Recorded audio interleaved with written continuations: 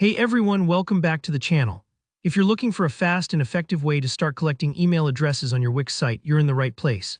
By the end of this video, you'll know exactly how to add a subscribe form and customize it to fit your site, so you can start building your mailing list and stay connected with your visitors.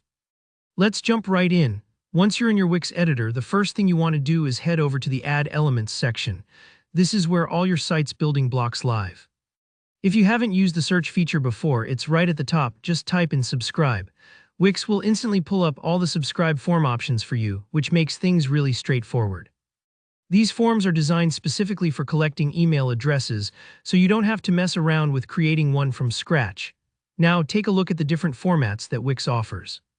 You'll see a few choices here, maybe a simple horizontal form or something a little more visual with images and colors. Think about your site's style and what will feel inviting to your visitors. For example, if your site is minimalist, a clean, small form might look best. If you're running a blog with a lot of personality, maybe go with something bold that catches the eye.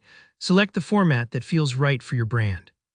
Don't worry if you change your mind later, you can always go back and edit it. Once you click on your preferred subscribe form, it'll pop right onto your page. Now here, where you really get to make it yours. Click Edit Form. That's usually right on or near the form element once it's selected. This brings up a menu showing all the fields you can add to your form. By default, you'll see the email field. That's the main event. But you might want to gather a little more info, like your subscriber's name.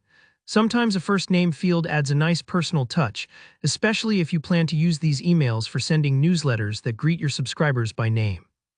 But remember, the less you ask for, the more likely people are to sign up. In most cases, just an email field keeps it simple.